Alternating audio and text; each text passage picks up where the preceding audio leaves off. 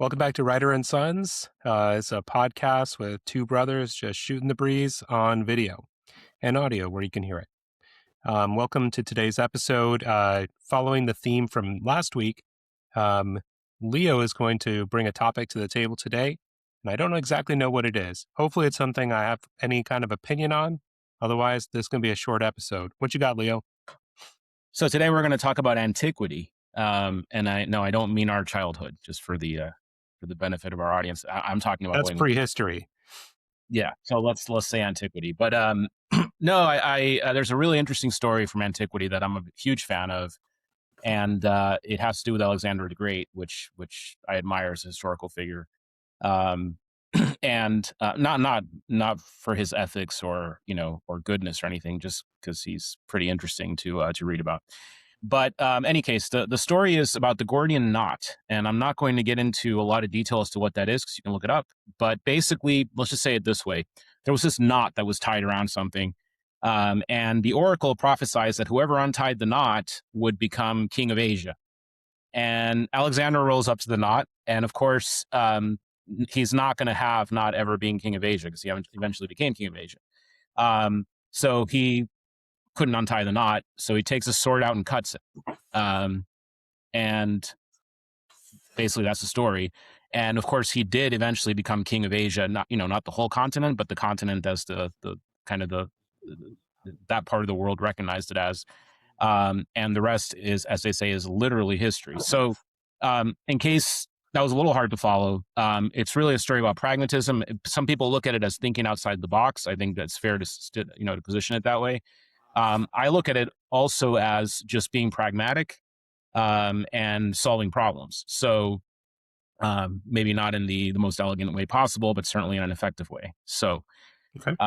With that said, Joseph, my question to you to kind of open the whole thing up is, how do you think, well, I guess it's a two-part question. The first part is, what's your experience with pragmatism in product development? And the second part of the question is, why do so many software project teams get it so wrong?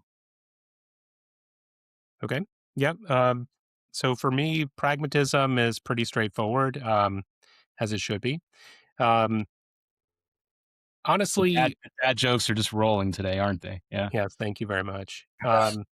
Honestly, I think it goes back to, I would even say, what I would consider a software development philosophy I would take, which is the simplest approach is probably the right one, almost always. And so what I would say is that for product, what's the specific question on that?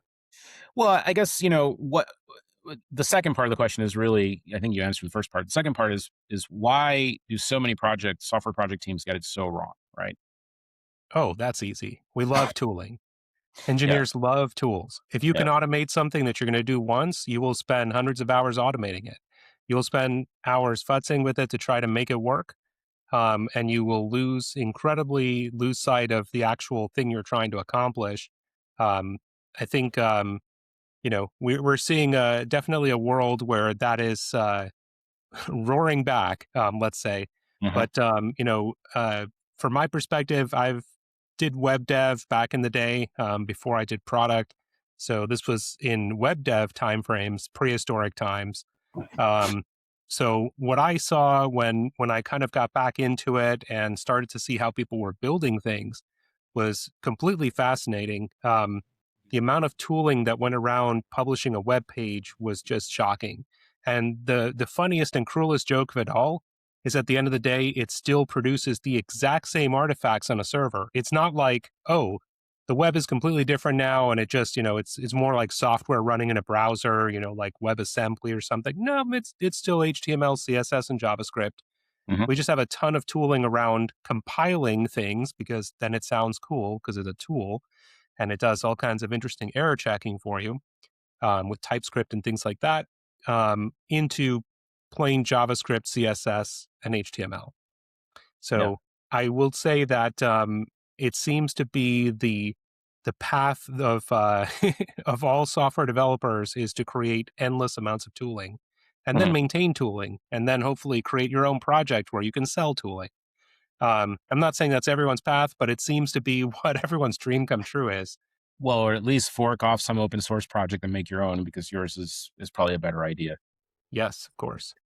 So, okay, so you just threw software engineers under the bus. And by the way, you're not wrong at all. But let me kind of throw product managers to some extent under the bus. Oh So yeah, I look at it as this: um, your your problem definition kind of that kind of starts the whole process, right? So when you define a problem to a development team as a solution, you're going to get some kind of solution. And basically, um, the team will fixate on implementing the solution without actually understanding what the problem is. sure, And uh, obviously, if you go the other way and you're way too vague on the actual problem definition, then it's like, to quote the Forrest Gump line, right? It's like a box of chocolates, right? You never know what you're going to get. So yep, you need to find some kind of balance.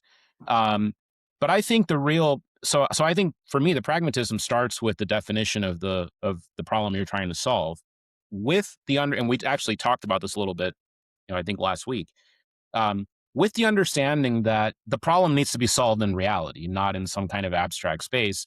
And the team may need a little bit of guidance as to what that might look like. And this is kind of where you define your acceptance criteria, which, again, it can't just be, the acceptance criteria cannot be a restatement of the problem statement.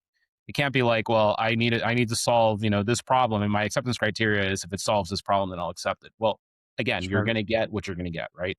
Um, so you need to kind of set some constraints around that. But I think the other part of the coin is, the other side of the coin is, um, the team, needs to be pragmatic about solving the problem, but they also need to push back on some of those, on kind of what the preferred solution is, let's say, when it becomes a situation where it's too difficult to implement, or they start losing sight of the problem. So this is where pulling the sword out and cutting the knot versus untying it. Um, I would suggest first ask the product manager if cutting the knot will butter the bread or not. Obviously, no one questioned Alexander the Great doing that, but your average development manager may face tougher scrutiny, let's say. So because there may be some business context here that's missing. But the point of the matter is, it is a bit of a give and take and a back and forth. And the pragmatism starts with defining the problem, but then it extends to negotiating the solution for the problem. And the more sort of guidance and definition you can fit in there, the more likely you're going to get an outcome, right? So Right. that's kind of how I think about it. So without throwing anyone under the bus, I think you can't just, like you said, you can't just give the engineering team free reign to do whatever they want to solve the problem, because then you're basically going to get a Rube Goldberg machine, right? Assuming if time and budget permits. And most of the time, what ends up happening is they start building the Rube Goldberg machine and they don't finish it on time, and then they need more budget, and that's where you end up with an overrun and a missed deadline. It's a thing of beauty when they come back and say, well, what if we solved it like this? And that goes through several iterations before it's actually implemented. Yeah, I think in my ideal world, what you're trying to do is make sure that your actual team that's building this, and I don't just say the developers, I mean the team that's implementing it, because a lot of time the visions don't come from a product manager, but they come from sometimes a sales team. But Right. they often come from leadership of companies, or founders or visionaries, or wherever they come from. Sometimes from partners who say, "My God, this is a problem that no one is solving," and you hear about it, and you're like, "Why aren't we solving it? We know how." In an ideal world, you give some understanding of the problems, and the one thing that an engineer should give you that is actually going to be amazing, besides the Rube Goldberg machine, is going to be a ruthlessly simple solution. And you're Hmm. actually hoping to get that. And not because it's going to be necessarily the end state, but sometimes it will give you an idea of how little you actually need to go in a direction to get to the finish line. Some places need a lot of direction, right? Like dealing with compliance of laws Hmm. sometimes can be an incredible process in its own right. But a lot of other things tend to get overcomplicated when people start to design software, particularly when customers get involved and they start telling you how it should work, not what their pain is. Um, I think one thing that I've seen as well, Where it starts to go off the rails a little bit is when people don't have clarity on edge cases. Um, I've run into this in the past with teams. They'll kind of get lost in edge cases and go on and on forever trying to capture every end case. When it gets to testing, sometimes they come up with edge cases that don't even exist, that are not Mhm. actually possible, other than in some way that they can be created. So my question for you would be, how do you manage that? It's a great question. So um, the way that I look at, uh, if you look at kind of the quality assurance function beyond just the test function, right? Because quality really begins at design time, right? I would say at requirements time, Mhm. um, and because um, you need to make sure that whatever it is you're going to build can actually be validated. That sounds incredibly obvious, but it's really not, right? And the best way to do that is to include your quality leadership, or your kind of the technical people in charge of, say, quality assurance, and system testing and so forth. Include them as early in the process as possible. Let them ask their questions there. When the requirements come through, when the use cases come through, kind of challenge them to identify edge cases there. And that way, the more sort of clarity and transparency you have around the entire set of use cases, and even challenge kind of you know the the the business folks, whether it's a product manager or company leadership or whatever, when you do think of an edge case, say, hey, is this actually valid? Mm. And again, you want to to echo your point, right? You don't want to get lost in these things because they tend to be a waste of time. You really need to define the happy path and the kind of the 80%. Um, I encourage teams to, never, unless they know of an edge case that a specific customer is guaranteed to run into. And a lot of times, when you define a problem for the market, you already have customers in mind, or you already have customers that you're working with, and you happen to know that a very important, I mean, all customers are important, but a very key customer for your strategy will use this product and will use it in the following way. That information needs to get in as early as possible, and you need to really challenge the business side to understand, is this really a constraint or not? It could be that that problem is something that only that, like, one end user will encounter, at which point you Sure. may make a business decision to say, you know what, this product is not for this person. Or if it is, they're going to have to use it in a way that suits the market, not suits their own kind of working style, right? So there's a negotiation that has to happen, in two directions, and one of the directions really ends up with the customer at that point. But um, so what I encourage teams to do is again, involve the quality at basically at requirements time, and have them challenge them there, have them challenge the the product ownership and product leadership on, hey, we happen to know this, how do you respond to that? Product leadership says that's not important. That's okay. So you note that, hey, we're not going to worry about that case, right? Um, the second part is, and this is the this is the part about the Gordian knot that I didn't mention, that I think about. It's not just pragmatism, but it's also about moving the goalposts, right?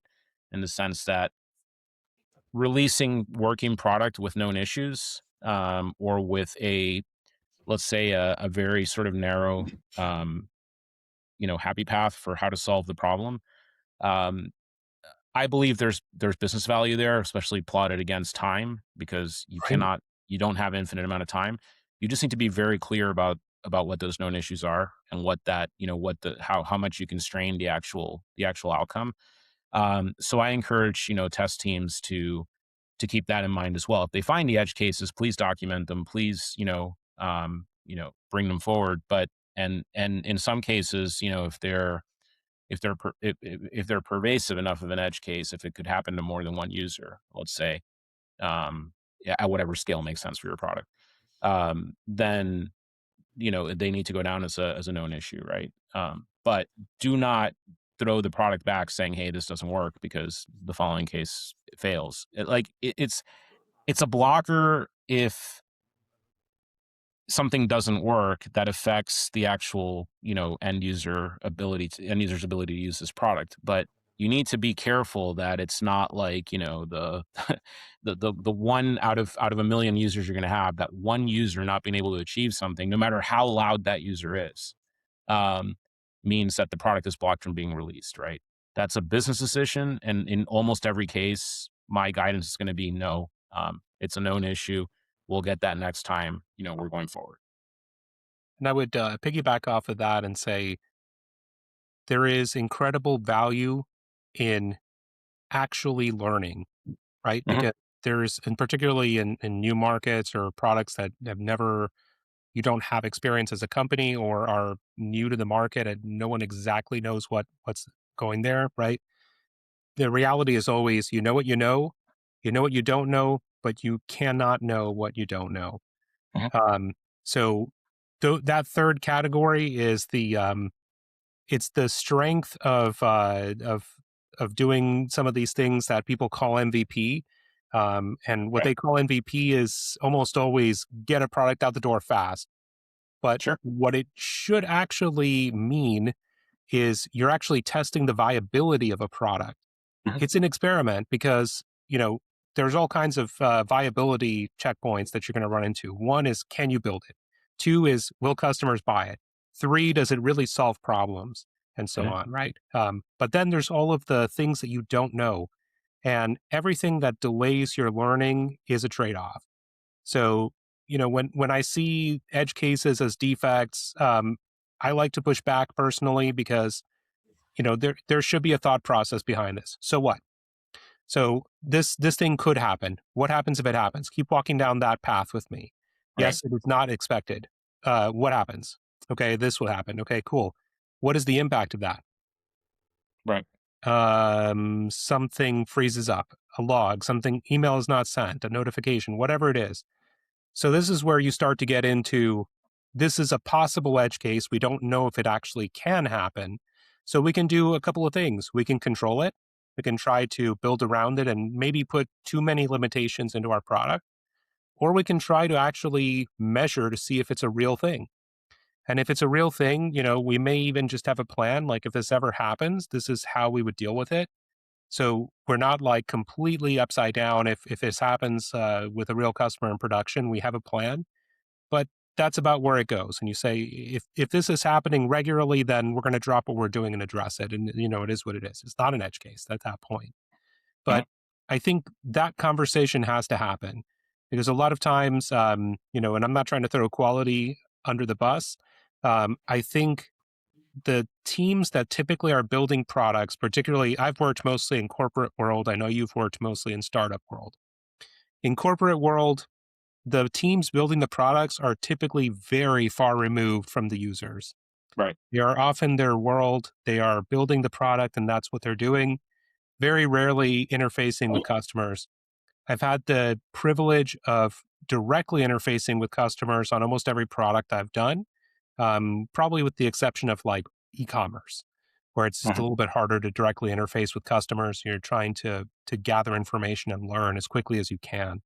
But in all other instances, working with business customers, even from the standpoint of working day one with them, partnering to build a solution where the customers think they know what they want, but they also have never done it themselves, and we think they know what the customer wants. So we can actually communicate and learn together quickly on those. But yeah, the removal of the teams from the actual people using it is one of the scary parts for me because at that point we're kind of almost like in an ivory tower having thoughts about what people should do. We have Right. user stories where we call them the user, right? And we don't even know anything about these people.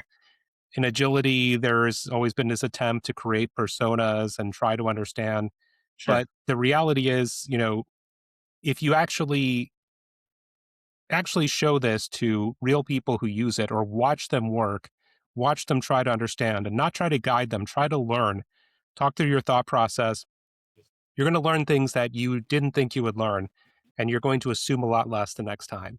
Um, yeah. Interesting that you said the I want to just touch on the well, my answer to this is if you are so far removed as a development team from the end user, this is where you need to trust a product manager to not be so far removed, right? And this is your conduit. But And they have to well, not be far removed that's right. themselves, which can Because happen it too. is a double-edged sword, right? If you have individual end users talking to developers, that's, I mean, you want to talk Bonkers. about getting just a, I don't know what you call it, a Swiss Army knife of product, then have that relationship, right? Because Sure. you're gonna have features named after individual users. It's just human nature, right? You want your teams you want them to feel the pain of the end user. You want, empathy is a huge driver of quality and responsiveness in a development team, but you need to manage that and not have it become personal. I know it's empathy. It needs to be like an abstract form of empathy, right? Not a personal form where it's like, oh, this guy, his kids aren't going to eat next week because, and I know the kids too, right? Like that's just way too close, right, to the user. But that actually does happen in startups. Um, very much so, right? I mean, because in most startups, especially early stage, well, now you have bots doing it, but it used to be that like the CEO would answer support tickets, right? And this is just the way it works, right? It's like you don't have a whole army of people that you can deploy on this stuff. Sure. Um, so anyway, the part that I wanted to double click on a little bit is I actually, yeah, the user. So I worked with a product manager long ago, that his school of thought was, when you define the user persona, um, you know, um, be as incredibly specific as possible, as you possibly can be, and here's why. Um, if you know that that person that you're describing, and this is a random example, but it was actually relevant at the time, has a 1 hour commute on the train to work every day and back, back when you had to be in the office every day, then you really need to start thinking about when you implement something, it needs to be accessible from like a phone or a tablet, right? You need to be able to provide information remotely to the user. There's times when they're going to be quote unquote working when they're not actually in front of their computer. Uh, Right. and productive time. They actually expect to be doing work. They're doing email, they're doing other things. Why can't they check on, the status of whatever it is they're doing with your product, right? This is important value to them.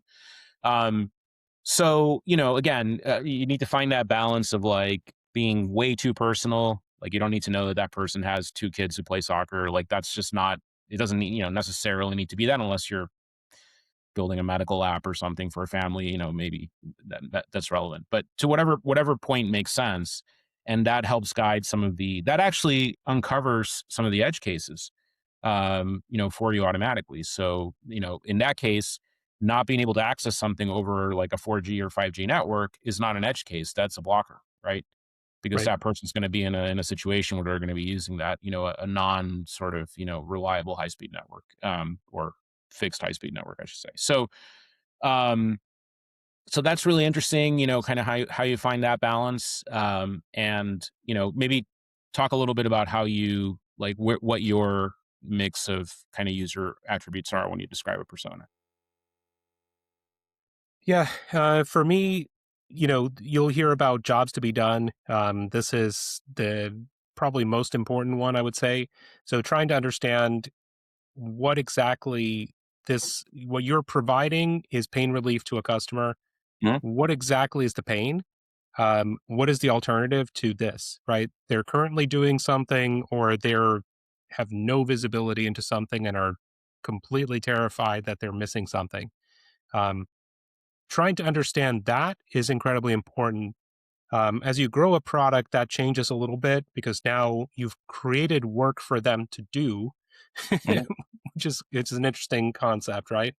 Um, Depending on how user friendly your tool is, you may have actually created more work than they originally had, so that's a problem as well. But understand what they're trying to accomplish, understand the pain points, the alternative of what they currently have. Like right now, they're living in a spreadsheet, Right. dealing with calculations. Maybe they're, pulling a report that takes hours to download, then doing a bunch of stuff in Excel to try to get it to a point where they can look at it and understand what's happening or make decisions. Cool. So those are some problems that they're dealing with, but they're also trying to get to an actual answer to something. Mhm. And I was talking about, I think it was last week or the previous episode, um, trying to put a different perspective on it. Oftentimes, what I'll hear from people is, I want my Excel to be faster, right? What I'm doing in Excel to be faster. Sure. And my question is always, What are you doing in Excel? Like, I don't know. You've created a process for yourself to sure. do something. Sure. Let's take one step deeper and understand what the something is. I'm Uh-huh. trying to see if this crosses a threshold and then I'm concerned. I'm trying to prioritize my work based on the real world data conditions, things like that. Mhm. And now you're trying to actually solve a higher order problem for them Mhm. because their problem was not doing work in a different place. It was actually the amount of work I had is drowning me and I Sure. can't actually concentrate on what I do. Maybe I'm an accountant and I don't want to deal with software. I'm trying to do a specific analytical role. I'm trying to make decisions. I'm trying to spot problems to help our company out. Mhm. So trying to remove that friction is, what I want to understand with the personas. What are they doing? What are their struggles? What are they actually trying to accomplish with their current alternatives to what you're proposing that they get? And once you understand that as well, by the way, you can actually start to understand how much people might be willing to pay for something. I know that's a whole quagmire of its own, but if you're spending 5 hours of your day dealing with a process and, the rest of the day actually trying to do your job, Right. freeing up 5 hours is massively valuable to you. Yeah, and that's the Um, value basis of pricing, right? So let me touch on one thing that you said. So and it's you said a little bit earlier, but I think it's important to understand, and just to kind of get into the kind of evoking a little bit of Jeffrey Moore, from Crossing the Chasm fame. But the difference in a market alternative and a product alternative. So, the market alternative is like, how do people like usually do stuff, right? So if it's, and let's just pretend that your product is a word processor, right? So the market alternative is either a typewriter or a pen. At the most basic form, it's a pen and paper, right? So you're right. trying to improve that. I think where a lot of companies and a lot of product teams, and I would say actually, especially product managers, get trapped is they look at the product alternatives and they look at what their competitors are, how they're solving the problem, and they assume that somehow their competitor found lightning in a bottle, right? The fact this, I look at it this way: if a customer's talking to you, they already know who your competitor is. They already tried their product. This is in most cases, right? They wouldn't be talking to you if their product actually worked at a fair price, right? So you have an opportunity to Mhm. build something not novel for novelty's sake, but something, to your earlier point, the simplest possible way to solve the problem without worrying about all the bells and whistles that your competition put around it. To the point that you made also about, what would the customer actually accept? I always encourage product managers to, lay out what the hard constraints are, right? Like the things that simply cannot be compromised. For example, if you're selling a product to organize data, data loss is simply not acceptable, right? Like Correct. you cannot lose files because they're going to be basically using your product as the organizing metaphor for their storage. Obviously, it needs to have a reasonable amount of security around it. You can't use basic auth or whatever. It's got to be something that, and you have to have encryption and all these different things. You might think these things are obvious. It's always a good idea to state them, right? And then what I've found is that most customers that I've ever worked with who are waiting or wanting to buy something that they know is they're in pain, right? There is competition out there, but they know the problem is non-trivial to solve. Um, they would rather have something to play with than like now than be promised something perfect in 2 years, right? Because Absolutely. pain relief, it's like, yeah, I know that this aspirin is not going to, fix the root cause of my problem, but like my problem really sucks right now, right? If I could just think straight because my head doesn't hurt, maybe like I can help you identify better the root cause, right? So as long as, to tie those things together, as long as a product team defines the hard constraints and the product you give the customer doesn't like erase your data or whatever, I, most of the time customers are more than willing to work with you and tell you that, hey, I can't quite use this yet, but it's really promising, and I have used it for these other cases already. And really, all I need is this, which might be a small fraction of your PRD for your your 1.0 product, right? So that's where, to your point earlier about learning, also comes in play. But I think the point is, this is what's so valuable at MVPs. Is it's not um, it's not just viability, but it is the most important thing in a product is getting feedback from the user, especially a new Yes. product.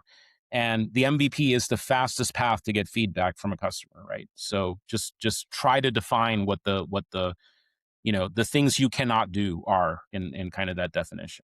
I mean, early on, learning is the outcome you need, Yes. right? If you magically guessed the perfect solution, good for you. You won the lottery. Now try to reproduce it. Right. Um, so, for that perspective, how would you do this methodically? How would you be able to repeat lightning in a bottle? So that's where people have thought about this for a long time, and looking at more things like the scientific method, which are they used to be drilled in our heads. Now I think they've renamed it, or maybe don't even teach it anymore exactly. But this concept of actually experimenting to learn Hmm. and deliberately creating these experiments to get to a conclusion, because you may not always have something that you can qualitatively understand, but you can actually find the wrong path and definitively know it's the wrong path. We are no Right. longer going that way. Right. So even failed experiments, from the perspective of, oh, that was not what the customers wanted. It's like, Right. great. But do our competitors know that? Right. Right? We know that now. And so now we understand, okay, this is the wrong zig. We need to zag. Great. Mhm. This is actually a success. Now imagine if you are going to methodically experiment to learn, you're going to need to optimize that. And long running, extremely expensive experiments are probably going to eat up your money before you have anything useful to show and actually productize. So to me, if you're building something brand new and you don't know, you have to optimize for problem solving. It's not about, you know, perfection. It's about getting to answers and actually knowing that you're building the right thing and something that actually has demand. Like if you get to a point where your customer who's telling you it's directionally correct, like it, more of, I can't buy it yet, they're saying, okay, we got to sign. We need this right now. You actually can look at the rest of your roadmap and say, great, we've actually built enough for this to be sellable. This is solving enough of a pain point. To your point, Tylenol is not fixing the root cause of the problem, but it's knocking down the pain enough to where you actually can accomplish other things. So Mhm. sometimes that is when you know that you stop. And if you don't frequently get feedback, you won't know, and you'll probably overbuild, probably in the wrong direction, because not getting feedback frequently enough is just it's gonna lead you down all kinds of rabbit holes. Um, I know we are up on time, so I want to respect everyone's time here. Um, but wanted to thank everyone again for joining us on Reiter and Sons. This has been a fun conversation, and we'll see what next episode takes us, which direction. Leo, any closing thoughts? Yeah, I would just say don't be cutting any knots that you can untie, but if you can't untie it, then go ahead and cut Why not? it. All right. All Thanks right. a lot. Remember to subscribe if you like the episode, and obviously click like as well. And thank you very much. We'll see you next time. Bye. Bye bye.